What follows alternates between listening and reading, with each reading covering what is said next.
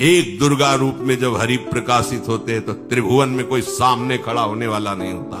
मां भवानी जिस समय अपने स्वरूप में आती, किसी की ताकत नहीं है।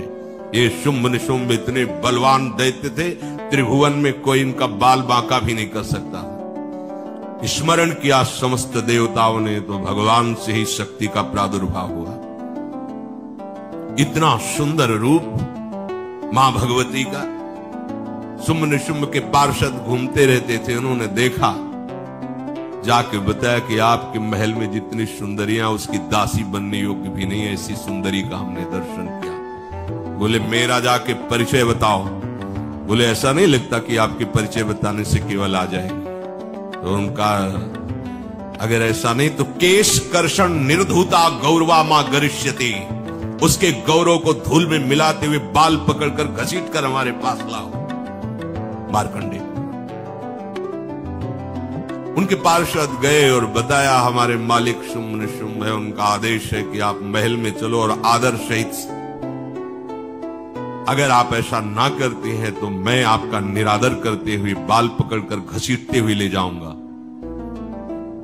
देवी जी ने मुस्कुरा दिया और कहा अपने मालिक से कह दो जाकर के कि हम उसी की आज्ञा पालन करती है जो हम पर युद्ध में विजय प्राप्त करे। वो जाके बोले हाँ वो तो मतवाले, त्रिभुवन में कोई जोड़ ही नहीं था। आए और उद्दंडता पूर्वक वचन बोलने लगे। माता जी ने कहा बस तब तक बोल ले जब तक मैं मधु का पान कर रही हूं, बस ये पान करते ही तेरी जीवन लीला समाप्त हो जाएगी। ऐसा ही हुआ। जो ही पान करके सिंह पर सवार होकर गर्जना की, सारा का सारा अहंकार धूल दूषित हो गया, काट के फेंक दिया। ऐसी अनंत अमित दुर्गाओं जैसी सामर्थ्य हमारे प्रभु श्री हरि में, अमित दुर्गाओं जैसी, क्योंकि अनंत शक्तियों के स्वामी हैं। उनकी लीला में क्यों में हो? अरे वो जब करुणा करते हैं, अपनी महिमा से उतरते हैं, भक्त जब ऐसे कर देता है तो डरप जाते हैं।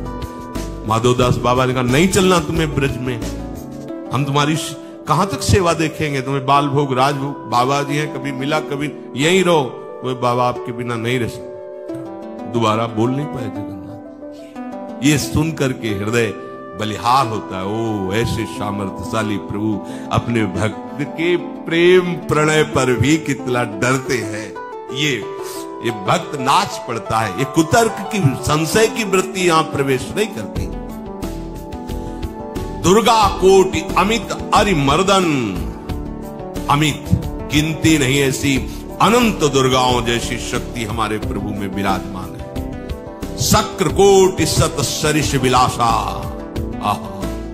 अरबों इंद्र जैसा विलास प्रभु में। अरबों, एक इंद्र त्रिभुवनपति है, अरबों इंद्र के समान प्रभु का ऐश्वर्य है।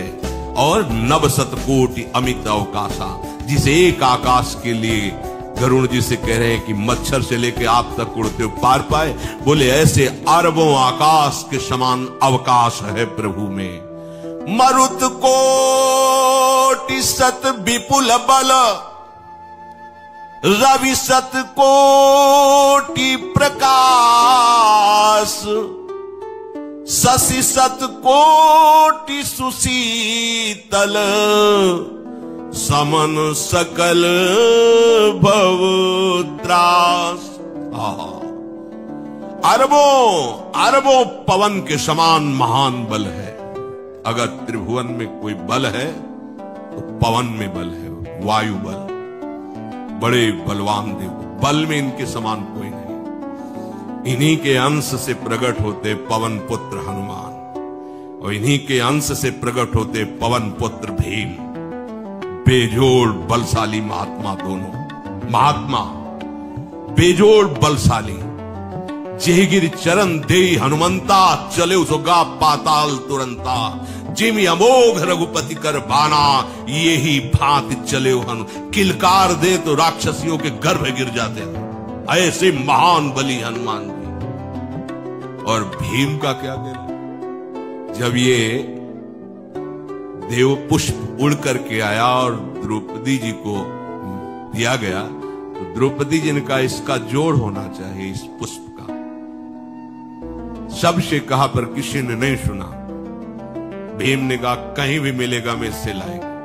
ऋषियों ने समझाया कि आगे मत बढ़ो, ये यक्षों की भूमि है, युद्ध हो जाएगा और तुम्हें तैयारी करनी है हस्तिनापुर के लिए, और तुम इधर, वो सब दिव्य हैं, पवन पुत्र हैं, किसकी मां ने अपने वेग को बढ़ाया। तो महाभारत में पढ़ के देख लो, इनके चलने के वेग से वृक्ष उखड़ उखड़ कर गिर रहे थे। ऐसे जब चल रहे थे तो चलने के वेग से वृक्ष उखड़ जाते थे भीम के। तो हनुमान जी ने सोचा किसी के समझाए तो समझेंगे नहीं, तो आगे पवन पुत्र ही बैठ गए, बूढ़े बानर का भेष लेकर, लंबी पूंछे से। मार्ग में मर्यादा है, किसी पशु को भी नहीं लांघना चाहिए। विवेकवान उपासक ऐसा नहीं कि कोई सो रहा है पशु भी आप उसे लांघ लें, ऐसा नहीं। जो विवेक है, जो मर्यादा है, वैसे किसी सोते हुए को लांघना नहीं चाहिए। उन्होंने कहा है वृद्ध बानर ये अपनी पूंछ हटा ले और मार्ग दे दे, इस समय मैं विशेष कार्य के लिए जा रहा हूं। उनका जब कही दिया है वृद्ध, तो आप समझ ही रहे होगे कि वृद्ध में क्या ताकत होती है। अब मेरी ताकत पूंछ हटाने की नहीं रह गई है, आपने तो वृद्ध ही कह दिया है, तो आप समझ रहे हो ना, आप पूंछ हटा लीजिए। हमारी आज्ञा की अवहेलना करें, ऐसे उठी नहीं, दोनों हाथ लगाया, नहीं उठी, पूरी ताकत लगा दी। पवन पुत्र भीम की पूरी ताकत लग गई, पूछ जरा से भी नहीं। हाथ जोड़ के कहे, बोले हम समझ गए हमारे बड़े भ्राता आप हनुमान जी हैं, क्योंकि ऐसा कोई बानर सृष्टि में पैदा नहीं हुआ कि मैं उसकी पूंछ हिला सकूं, मैं समझ गया। तो मुस्कुराए और बैठ के बोले हमारी आज्ञा मानो, इस मार्ग में मत जाओ, ये देव मार्ग है, ऐसे ऐसे सिद्ध है कि आपका अपराध बन जाएगा, आप शाप से युक्त हो जाएंगे, इसलिए मैं आपको मना। बोले प्रभु जब आप कृपा करके आए हो तो हमें वो रूप दिखा दो जो लंका में आपने रूप दिखाया। बोले मत उस बात की चर्चा करो, रहने दो। बोले प्रभु एक बार देखना चाहता हूं कि मेरा बड़ा भाई कितना बलवान है। हनुमान जी ने कहा फिर देख लो। कनक भूधरा कार शरीरा, समर भयंकर अति बल कांप गए। भीम जी हाथ जोड़ बोले भैया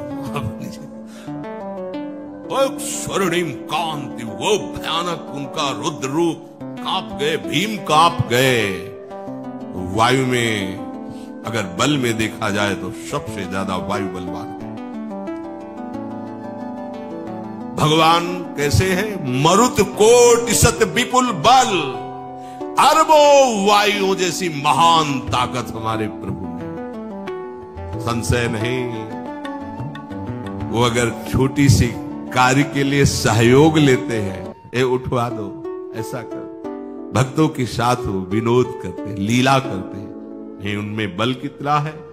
ऐसे पवन पुत्र हनुमान जिनके चरणों को ऐसे गोद में लिए रहते हैं। एक उपनिषद में चरित्र आता है कि असुरों पर विजय प्राप्त करने के कारण देवताओं को गर्व हो गया और सभा में नृत्य गान चल रहा था। भगवान जब किसी पे गर्व करते हुए देखते हैं तो उनको अच्छा नहीं लगता। फिर सृष्टि के विधान के प्रधान अधिकारी जब देवतागण और देवराज इंद्र और उन्मत्तता, विजयश्री में उन्मत्तता आ जाती है, तो भगवान ने एक यक्ष का रूप धारण किया और सभा के प्रधान द्वार पर दिखाई दिए। देवराज इंद्र ने कहा कि पता लगाओ ये कौन है, बिना आज्ञा के, बिना सूचना के कैसे आ गया है, क्योंकि त्रिभुवन पति है ना। अग्नि देवता ने कहा मैं जाता हूं, पता लगा के आता हूं, क्योंकि किसी बलवान का परिचय पूछने के लिए निर्बल को नहीं भेजा जाता। अग्निदेव गए और कहा आप अपना परिचय दीजिए, कौन हो और यहां कैसे आए हो। तो उनका परिचय लेने के पहले हम आपका परिचय जानना चाहते हैं, आप कौन। उन्होंने कहा कि मैं अग्निदेव हूं, सामर्थ्य आपकी, त्रिभुवन को उपले की तरह भस्म कर सकता हूं। मैं समस्त प्राणियों के उदर में बैठकर अन्न और जल का पचाकर जीवन दान देता हूं, जीवन पोषण करता हूं। अच्छा, एक तिनका फेंका, हम तुम्हारी बात तभी प्रमाणित, ये उपनिषद की बात, हम तुम्हारी बात तभी प्रमाणित मानेंगे जब तुम इस तिनके को जला दोगे। कोई अग्नि देवता से तिनका जलाने की बात कहे, सहज में दृष्टि डाली, कुछ नहीं होगा, पूरा पावर लगा दिया। यक्ष जी ने मुस्कुरा कर कहा, तुम तो कहते थे पूरे त्रिभुवन को उपले की तरह जला दूंगा, अब ग्रीवा झुकाई। देवराज इंद्र ने कहा कौन है? बोले असमर्थ रहा उनका परिचय जानने में। वायु देवता, आप अपना परिचय बताइए, आप अपना परिचय जो आए हो तो हमें पहले बताओ, तब हम अपना परिचय दें। उनका मैं महान देव वायु हूं, बल आपका, संपूर्ण जीवों का जीवन हूं। अगर मैं रुक जाऊं तो एक भी क्षण सृष्टि टिक नहीं सकती, क्योंकि सब वायु से जीवित है, और मैं पूरे ब्रह्मांडों को तिनके से उड़ा सकता हूं। ये तिनका है, उड़ाओ। पूरी ताकत लगा दी वायु देवता ने, तिनका ने, ग्रीवा झुकाई, वापस चले। अब देवराज इंद्र उठे, जे हुए नजदीक पहुंचे, यक्ष अंतर्धान हो गए और देखा साक्षात ब्रह्म विद्या दूर से मूर्तिमान ब्रह्म, और डांट लगाई कि तुम उनसे संभाषण करने योग्य भी नहीं हो, क्योंकि तुम सबसे बड़े सिंहासन पर बैठे हो और अहंकार करते हो। तुम्हारे देवता सब सामर्थ्यहीन है, एक तिनका भी अग्नि नहीं जला सका, एक तिनका भी वायु नहीं उड़ा सका। अरे जिनकी शक्ति से शक्तिमान वो भगवान स्वयं आए हुए थे, कांप गए थे। अहंकार मत करो, जाओ, भगवान के बल से तुम विजयी हुए, देवताओं के बल से नहीं। देवताओं में जो शक्ति है वो उन्हीं के अंश से आई हुई है। अरबों वायु के समान महान बलशाली हमारे श्री हरि होकर गर्जना की, सारा का सारा अहंकार धूल दूसरी हो गया, काट के फेंक दिया। ऐसी अनंत अमित दुर्गाओं जैसी सामर्थ्य हमारे प्रभु श्री हरि में, अमित दुर्गाओं जैसी, क्योंकि अनंत शक्तियों के स्वामी हैं। उनकी लीला में क्यों में हो? अरे वो जब करुणा करते हैं, अपनी महिमा से उतरते हैं, तो भक्त जब ऐसे कर देता है तो डरप जाते हैं। माधवदास बाबा ने कहा नहीं चलना तुम्हें ब्रज में, हम तुम्हारी कहां तक सेवा देखेंगे, तुम्हें बाल भोग राजभोग, बाबा जी हैं, कभी मिला कभी यहीं रहो। कोई बाबा आपके बिना नहीं रह सकते। दोबारा बोल नहीं पाए जगन्नाथ। ये सुन करके हृदय बलिहार होता है। ओ ऐसे सामर्थ्यशाली प्रभु अपने भक्त के प्रेम प्रणय पर भी कितना डरते हैं। ये भक्त नाच पड़ता है। ये कुतर्क की, संशय की वृत्ति यहां प्रवेश नहीं करती।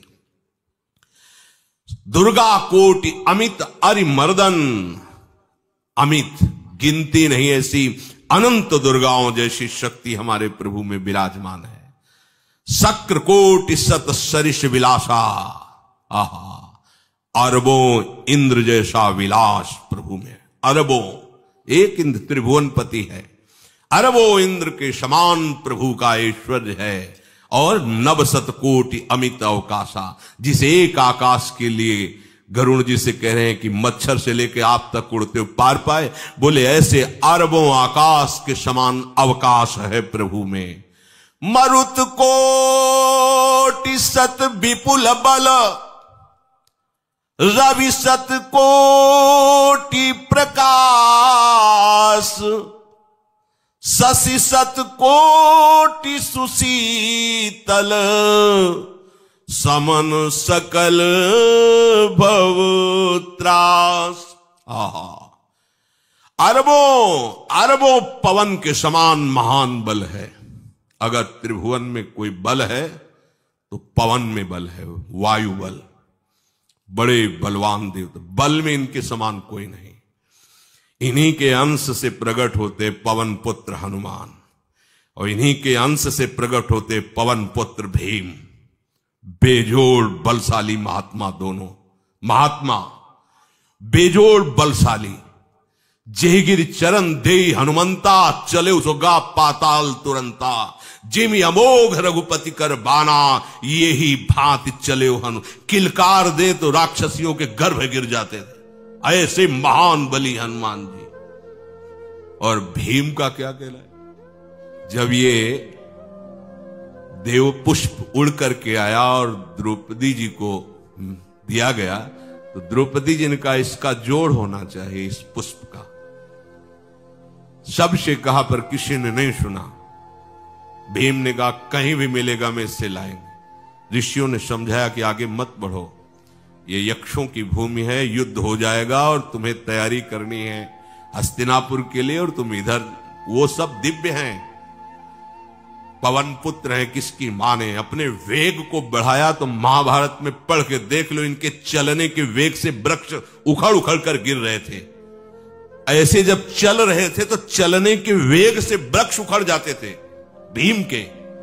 तो हनुमान जी ने सोचा किसी के समझाए तो समझेंगे नहीं, तो आगे पवन पुत्र ही बैठ गए, बूढ़े बानर का वेश लेकर, लंबी पूंछे से। मार्ग में मर्यादा है, किसी पशु को भी नहीं लांघना चाहिए। विवेकवान उपासक ऐसा नहीं कि कोई सो रहा है पशु भी आप उसे लांघ जाए, ऐसा नहीं। जो विवेक है, जो मर्यादा है, वैसे किसी सोते हुए को लांघना नहीं चाहिए। उन्होंने कहा है वृद्ध बानर ये अपनी पूंछ हटा ले और मार्ग दे दे, इस समय मैं विशेष कार्य के लिए जा रहा हूं। तो उनका जब कह ही दिया है वृद्ध, तो आप समझ ही रहे होगे कि वृद्ध में क्या ताकत होती है। अब मेरी ताकत पूंछ हटाने की नहीं रह गई है, आपने तो वृद्ध ही कह दिया है, तो आप समझ रहे हो ना, आप पूंछ हटा लीजिए। कहा हमारी आज्ञा की अवहेलना करे, ऐसे उठी नहीं, दोनों हाथ लगाया, नहीं उठी, पूरी ताकत लगा दी। पवन पुत्र भीम की पूरी ताकत लग गई, पूंछ जरा से भी नहीं ली। हाथ जोड़ के खड़े बोले हम समझ गए हमारे बड़े भ्राता आप हनुमान जी हैं, क्योंकि ऐसा कोई बानर सृष्टि में पैदा नहीं हुआ कि मैं उसकी पूंछ ला हिला सकूं, मैं समझ गया। तो मुस्कुराए और बैठ के बोले हमारी आज्ञा मानो, इस मार्ग में मत जाओ, ये देव मार्ग है, ऐसे ऐसे सिद्ध है कि आपका अपराध बन जाएगा, आप शाप से युक्त हो जाएंगे, इसलिए मैं आपको मना। बोले प्रभु जब आप कृपा करके आए हो तो हमें वो रूप दिखा दो जो लंका में आपने रूप दिखाया। बोले मत उस बात की चर्चा करो, रहने दो। बोले प्रभु एक बार देखना चाहता हूं कि मेरा बड़ा भाई कितना बलवान है। हनुमान जी ने कहा फिर देख लो। कनक भूधराकार शरीरा,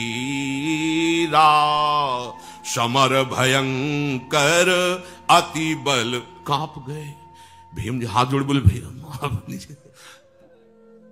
स्वर्णिम कांति, वो भयानक उनका रुद्र रूप, कांप गए भीम, कांप गए। वायु में अगर बल में देखा जाए तो सबसे ज्यादा वायु बलवान है।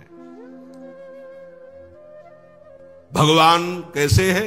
मरुत कोट सत विपुल बल, अरबों वायु जैसी महान ताकत हमारे प्रभु में है, संशय नहीं।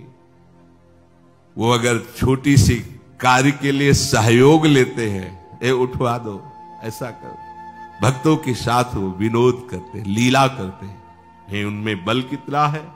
ऐसे पवन पुत्र हनुमान जिनके चरणों को ऐसे गोद में लिए रहते हैं। एक उपनिषद में चरित्र आता है कि असुरों पर विजय प्राप्त करने के कारण देवताओं को गर्व हो गया और सभा में नृत्य गान चल रहा था।